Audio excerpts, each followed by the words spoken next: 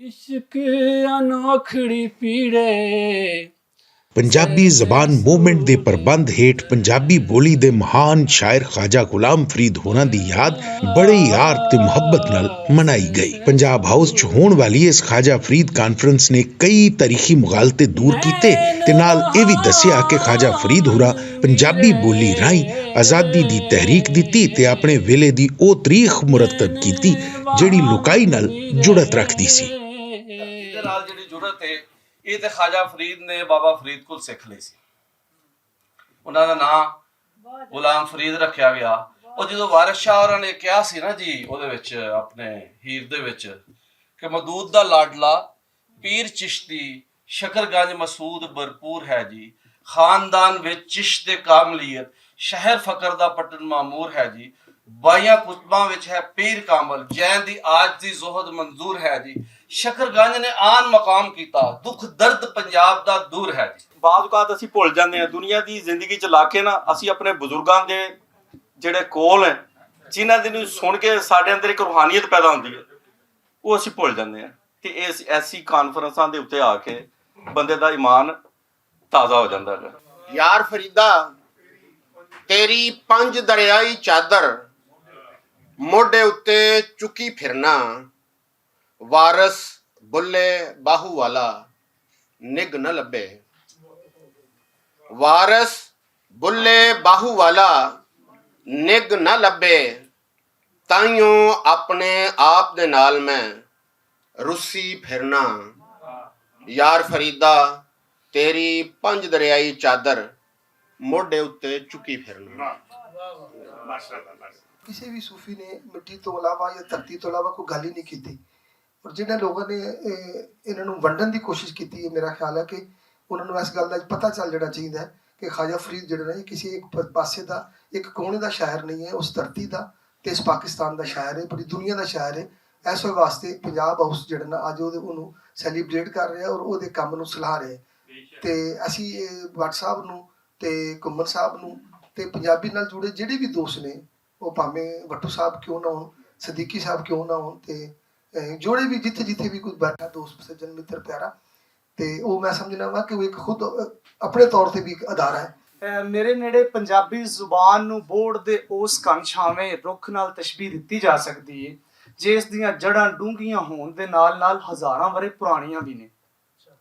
ਨਾਥ ਜੋਗੀਆਂ ਤੋਂ ਇਸਮਾਈਲੀ ਪੀਰਾਂ ਤੀਕ, ਬਾਬਾ ਫਰੀਦ ਤੋਂ ख्वाजा ਫਰੀਦ ਤੀਕ ਤੇ ਅਜੋਕੇ ਸਮੇਂ ਦੇ ਸਭੇ ਪੰਜਾਬੀ ਸੇਵਕ ਉਸ ਮਾਲੀ ਦਾ ਦਰਜਾ ਰੱਖਦੇ ਨੇ ਜਿਹੜੇ ਬੀਤੇ ਹਜ਼ਾਰਾਂ ਵਰੇ ਤੋਂ ਇਸ ਰੁੱਖ ਦੀ ਟਹਿਲ ਸੇਵਾ ਵਿੱਚ ਰੁੱਝੇ ਹੋਏ ਨੇ। ਕੋਟ ਮਿੱਠਣ ਦੇ ਬਾਦਸ਼ਾਹ ख्वाजा ਗੁਲਾਮ ਫਰੀਦ ਇੱਕ ਸੂਫੀ ਸ਼ਾਇਰ ਸਨ ਔਰ ਸੂਫੀ ਸ਼ਾਇਰ ਉਹ ਹੁੰਦਾ ਹੈ ਕਿ ਜਿਹੜਾ ਆਪਣੀ ਸ਼ਾਇਰੀ ਨਾਲ ਦਿਲ ਦੀਆਂ ਤਾਰਾਂ ਨੂੰ ਛੂ ਜਾਵੇ और एक इनकलाब बरपा कर दे। सूफी कहते किनू ने? मैं थोड़ी देर पहले अपने अंकल मुदस्सर इकबाल भट्ट साहब को सूफी का लकब दिता। पहले भी एक तकरीर के इन्हों किसी ने सूफी का लकब दिता और बड़ी दिल को खुशी हुई। सूफी कहते किनू ने कि किबला अब्दुल हमीद निज़ामी साहब लिखते हैं कि सबर वफा फिक्र ते याद अल्लाह, सबर वफा फिक्र ते याद अल्लाह जिंदे विच ए होवन ਉਹ ਸੂਫੀ ਹੁੰਦਾ ਹੈ। ख्वाजा फरीद होना दी उच्ची शायरी बारे गलबात करन वालियां दा आखना सी कि ਉਹ ਆਪਣੇ ਵੇਲੇ ਦੇ ਮਹਾਨ ਸੂਫੀ ਫਲਸਫੀ ਤੇ ਆਲਮ ਸਨ। ਉਹਨਾਂ ਦੀ ਸ਼ਾਇਰੀ ਨੇ ਜਿਹੜੀ ਉੱਚੀ ਪੱਧਰ ਦੀ ਲਕੀਰ ਖਿੱਚੀ, ਅੱਜ ਦੀ ਸ਼ਾਇਰੀ ਦੀ ਪਰਖ ਪੜਚੋਲ ਉਸੇ ਪੱਧਰ ਉੱਤੇ ਹੁੰਦੀ ਹੈ। ਸਜਣੋ ਸਰਜ਼ਮੀਨ ਹਿੰਦੋ ਪਾਕ ਵਿੱਚ ਜੇ ਕਿਧਰੇ ਸੂਫੀਆਨਾ ਸ਼ਾਇਰੀ ਨੂੰ ਬੁਲੰਦੀਆਂ ਨਸੀਬ ਹੋਈਆਂ ਤੇ ਉਹ ਪੰਜਾਬ ਦੀ ਸਰਜ਼ਮੀਨ ਹੈ। ਪੰਜਾਬੀ ਜ਼ੁਬਾਨ ਵਿੱਚ ਤਸੱਵੁਫ ਦੇ ਉਹ ਆਲਾ ਨਮੂਨੇ ਤੇ ਕਦਰਾਂ ਨਜ਼ਰ ਆਉਂਦੀਆਂ ਨੇ ਜਿਹੜੀਆਂ ਕਿਸੇ ਹੋਰ ਜ਼ਬਾਨ ਵਿੱਚ ਨਜ਼ਰ ਨਹੀਂ ਆਉਂਦੇ। ख्वाजा फरीद ਦੀ ਅਸੀਂ ਗੱਲ ਕਰੀਏ ਤੇ ख्वाजा फरीद ਦੇ ਤੇ ਪੂਰਾ ਜ਼ਿਆਦਾ ਜਿਹੜੀ ਜ਼ਿੰਦਗੀ ਹੈ ਉਹ ਗੁਜ਼ਰਦੀ ਹੀ ਨਵਾਬ ਸਾਦਿਕ ਦੇ ਮਹਿਲ ਦੇ ਅੰਦਰ ਹੈ। ਲੇਕਿਨ ਉਸ ਦੇ ਬਾਵਜੂਦ ख्वाजा फरीद ਨੂੰ ਅਗਰ ਦੇਖੀਏ ਤੇ ਚੂੜਿਆਂ ਦੇ ਹੱਕਾਂ ਦੀ ਵੀ ਗੱਲ ਜਿਹੜੀ ਇੱਥੇ ਕੀਤੀ ਸੀ ਉਹ ख्वाजा फरीद ਕਰਦਾ ਹੈ।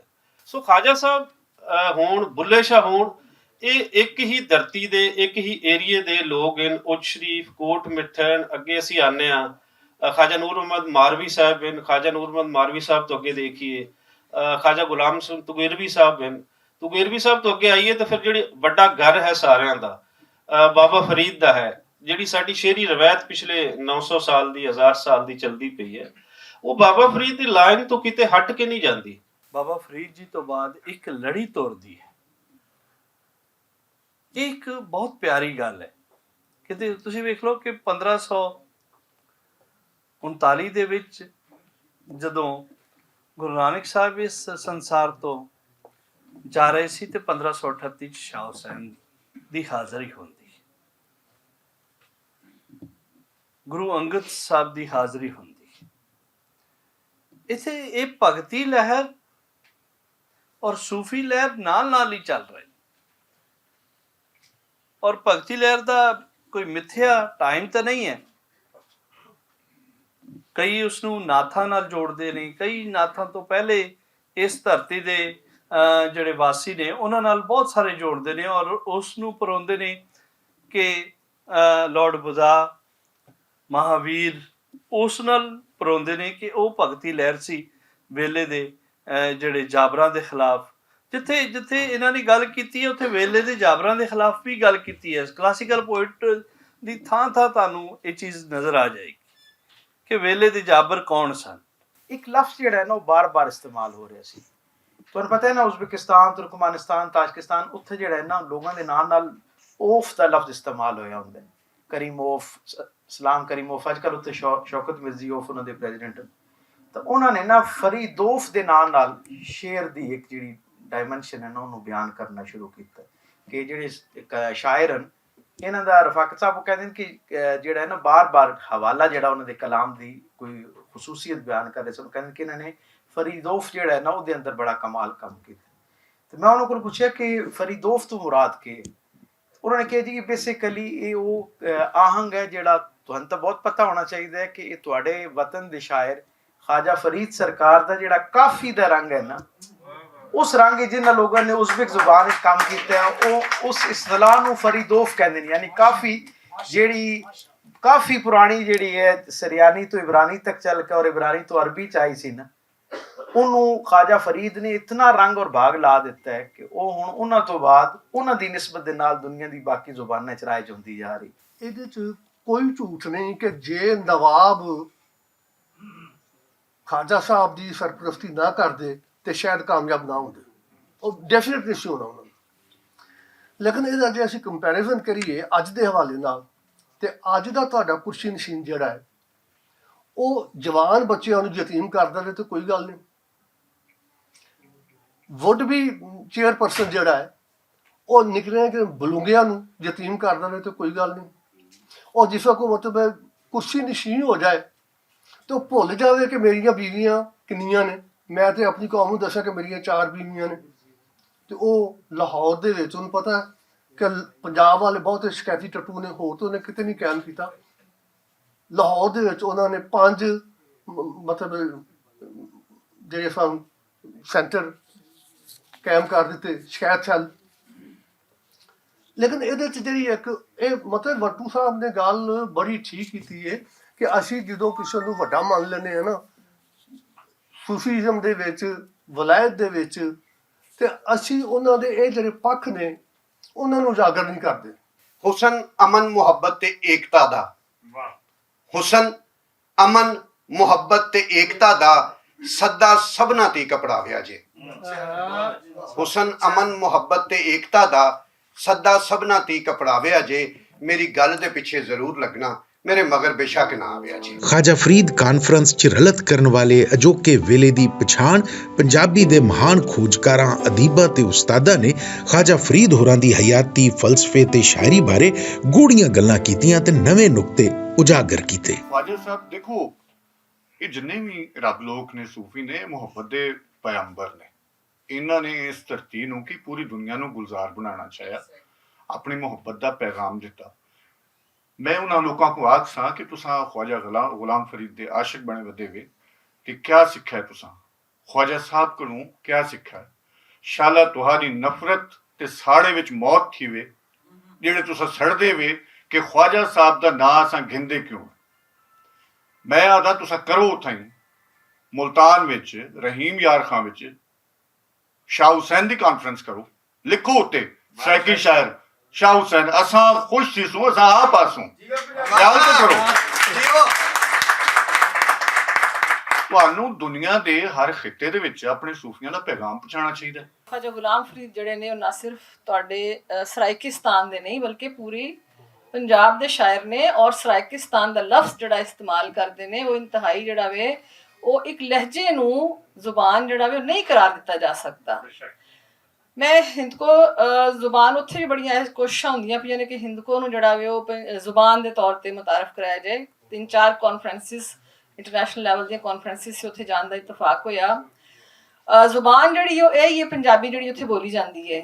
ਲਿਖਣ ਵਿੱਚ ਥੋੜੀ ਉਹ ਪੋਠੋਹਾਰੀ ਨੂੰ ਸ਼ਾਮਿਲ ਕਰਕੇ ਆਪਣੇ ਲਹਿਜੇ ਨੂੰ ਸ਼ਾਮਿਲ ਕਰਕੇ ਕੋਸ਼ਿਸ਼ ਕਰਦੇ ਪਏ ਨੇ ਕਿ ਜੀ ਇਹ ਜ਼ੁਬਾਨ ਜਿਹੜਾ ਵੇ ਉਹ ਇੱਕ ਜ਼ੁਬਾਨ ਦਾ ਤਾਰਫ ਹੈ। ਲੇਕਿਨ ਜਿਹੜੀ ਮੈਂ ਉੱਥੇ ਗੱਲ ਕੀਤੀ ਉਹ ਇਹ ਹੀ ਕੀਤੀ ਕਿ ਦੇਖੋ ਇਹ ਪੰਜਾਬੀ ਜ਼ੁਬਾਨ ਜਿਹੜੀ ਹੈ ਪਿਸ਼ਾਵਰ ਤੋਂ ਲੈ ਕੇ ਦਿੱਲੀ ਤੱਕ ਪੰਜਾਬੀ ਜ਼ੁਬਾਨ ਹੈ। ख्वाजा गुलाम फरीद ਪੰਜਾਬੀ ਕਾਫੀ ਨੂੰ ਟੀਸ਼ੀ ਤੀਕ ਪੜਾਉਣ ਵਾਲੇ ਸੂਫੀ ਸ਼ਾਇਰ ਨੇ।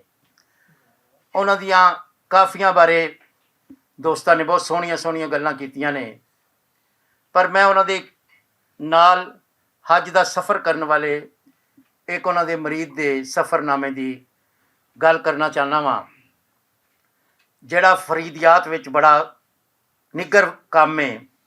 ਫਿਕਰੇ ਫਰੀਦ ਨੂੰ ਸਮਝਣ ਦੀ ਇੱਕ ਸੋਹਣੀ ਕੜੀ ਹੈ। ख्वाजा गुलाम फरीद होਰਾਂ ਨੇ 1879 ਵਿੱਚ ਹੱਜ ਦੀ ਸ਼ਹਾਦਤ ਹਾਸਲ ਕੀਤੀ ਸੀ।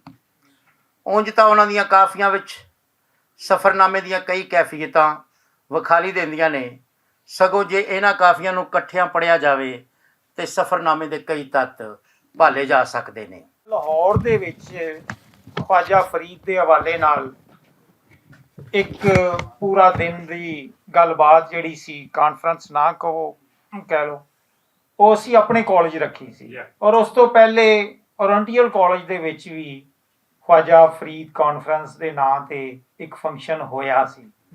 ਔਰ ਮੇਰਾ ਖਿਆਲ ਹੈ ਕਿ ਔਰ ਇਹ ਤੀਸਰਾ ਇੱਥੇ ਵੱਡਾ ਫੰਕਸ਼ਨ ਹੋ ਰਿਹਾ ਹੈ, ਜਿਨ੍ਹਾਂ ਦੀ ਕੁਝ ਲੋਕਾਂ ਨੂੰ ਜਿਹੜੀ ਇਹ ਤਕਲੀਫ ਹੋਈ ਔਰ ਉਹਨਾਂ ਨੇ ਔਰ ਉਸ ਕਾਨਫਰੰਸ ਦੇ ਵਿੱਚ ਵੀ ਮੈਂ ਮੌਜੂਦ ਸਾਂ ਜਿੱਥੇ ਕਲਿਆਣ ਔਰ ਮੈਂ ਅਸੀਂ ਇਕੱਠੇ ਗਏ ਸਾਂ। ਔਰ ਅਸੀਂ ਉੱਥੇ ਰਹੀਮ ਯਾਰ ਖਾਂ ਵੀ ਇੰਜੀਨੀਅਰਿੰਗ ਯੂਨੀਵਰਸਿਟੀ ਹੈ ਜਿਹੜੀ ख्वाजा फरीद ਇੰਜੀਨੀਅਰਿੰग ਯੂਨੀਵਰਸਿਟੀ, ਉਹਦੇ ਵਿੱਚ ख्वाजा गुलाम फरीद ਕਾਨਫਰੰਸ ਹੋਈ ਸੀ ਔਰ ਅਸੀਂ ਉੱਥੇ ਵੀ ਪੰਜਾਬੀ 'ਚ ਹੀ ਪੜ੍ਹਿਆ ਸੀ। ਸਵਾਲ ਇਹ ਨੇ ਕਿ ਲਾਹੌਰ ਵਿੱਚ ख्वाजा गुलाम फरीद ਦੀ ਕਾਨਫਰੰਸ ਕਿਉਂ ਹੋ ਰਹੀ? ਕੀ ख्वाजा गुलाम फरीद ਪੰਜਾਬ ਦੇ ਸੂਫੀ ਸ਼ਾਇਰ ਨਹੀਂ? ਕੀ ਅਗਲਾ ਸਵਾਲ ਹੈ ਮੇਰਾ ਕਿ ਤਹਿਜ਼ੀਬੀ ਜੁਗਰਾਫੀਏ ਨੂੰ ਗੂਗਲ ਮੈਪ ਤੇ ਨਾਪਿਆ ਜਾ ਸਕਦਾ ਹੈ? ਨਹੀਂ, ਬਹੁਤ ਅੱਛਾ ਸਵਾਲ ਤੇ ਬਿਲਕੁਲ ਨਹੀਂ ਨਾਪਿਆ ਜਾ ਸਕਦਾ। ਹੁਣ ਅਗਲਾ ਇਸ ਦਾ ਜਵਾਬ ਇਸ ਦੇ ਨਾਲ ਜੁੜਿਆ ਹੋਇਆ ਸਵਾਲ ਔਰ ਜਵਾਬ ਦੋਨੋਂ ਨੇ ਕਿ ਇੰਡਸ ਦੀ ਤਹਿਜ਼ੀਬ ਤੇ ਅਦਬ ਤੋਂ ਮਾਖੂਜ਼ ਇਲਮ ਯੂਰਪ ਵਿੱਚ ਚਲਾ ਜਾਵੇ ਤੇ ਇੰਡੋਲੋਜੀ ਬਣ ਜਾਂਦਾ ਹੈ ਤੇ ਓਲੋਜੀ ਜਿਸ ਵੀ ਅੱਖਰ ਦੇ ਨਾਲ ਜੁੜ ਜਾਏ ਉਹਦੀ ਹੈਸੀਅਤ ਸਾਇੰਸੀ ਹੋ ਜਾਂਦੀ ਹੈ। ਤੇ ਅਸੀਂ ਕਾ ਕੇ ਕੀ ਦੇ ਵੀ ਪਿੱਛੇ ਭੱਜੀ ਜਾ ਰਹੇ ਹਾਂ। मुरीद के, पत्तों की, कामों की, जूने के, चढ़दे की, लहंदे की, उत्तर की, दखन की दे नावां विच फस के ते बाकी भी तुसी कुछ समझ गए होगे। का के की हाकमां ते हाकमां दे लाकड़ियां दियां पाइयां विथां विच फसे आ जिस राही बरतानवी बाबूआं ने सानू वंडिया ते वंडाया। जिन्ने भी सूफी शायर ने ये कोई ऐसे हिंदुस्तान का ही नहीं मामला, ईरान, तुर्की यानी दुनिया का पूरा ये अमल एक कि जिथे जिथे भी इस्लाम है वे उथे सूफी शायर मौजूद ने, शुआरा। उन्हां सारियां दा मैसेज एक ही है, वादतुल वजूद और बाकी जड़ियां गल्लां तुसीं समझदे हो ते एक चीज़ उन्हां च नहीं, यानी उन्हां दा मैसेज अमन, पीस, लोकां नाल बराबरी दी गल है। उन्हां विच जिहड़ी चीज़ नहीं वो वे नफरत, ते जिहड़ा बंदा नफरत फैला रहा है ते ओ कहे कि मैं ओहदा वारिस हां, वारिस हो सकदा है? कोई नफरत फैलाण वाला, कोई लोकां नूं वंडा पाण वाला ख्वाजा फरीद दा वारिस नहीं हो सकता।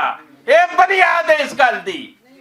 ਮਹਾਨ ਪੰਜਾਬੀ ਸ਼ਾਇਰ ਖਾਜਾ ਗੁਲਾਮ ਫਰੀਦ ਨੇ ਆਪਣੀ ਉਸ ਧਰਤੀ, ਆਪਣੇ ਉਸ ਦੇਸ਼ ਪੰਜਾਬ ਦੀਆਂ ਝੋਕਾਂ ਵਸਤੀਆਂ ਨੂੰ ਦਿੱਤੀ ਜਿਹਦੇ ਵਿੱਚ ਉਹ ਜੰਮੇ ਰਹਿੰਦੇ ਵਸਦੇ ਰਹੇ, ਜਿੱਥੇ ਉਹਨਾਂ ਆਪਣੀ ਸਾਰੀ ਹਯਾਤੀ ਗੁਜ਼ਾਰੀ ਤੇ ਜਿਹਦੀ ਧਰਤੀ ਉੱਤੇ ਅੱਜ ਉਹ ਦਫਨ ਨੇ।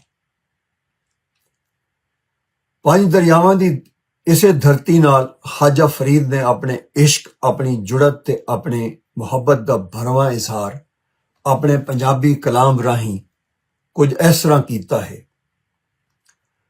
ਤਤੀ ਥੀ ਜੋਗਣ ਚੌਧਾਰ ਫਿਰਾਂ, ਤਤੀ ਥੀ ਜੋਗਣ ਚੌਧਾਰ ਫਿਰਾਂ, ਹਿੰਦ ਸਿੰਧ ਪੰਜਾਬ ਤੇ ਮਾੜ ਫਿਰਾਂ, ਹਿੰਦ ਸਿੰਧ ਪੰਜਾਬ ਤੇ ਮਾੜ ਫਿਰਾਂ, ਸੁੰਝ ਬਰ ਤੇ ਸ਼ਹਿਰ ਬਾਜ਼ਾਰ ਫਿਰਾਂ, ਸੁੰਝ ਬਰ ਤੇ ਸ਼ਹਿਰ ਬਾਜ਼ਾਰ ਫਿਰਾਂ, ਮਤਾਂ ਯਾਰ ਮਿਲਮ ਕਹੀਂ ਸਾਂਗ ਸਬਬ।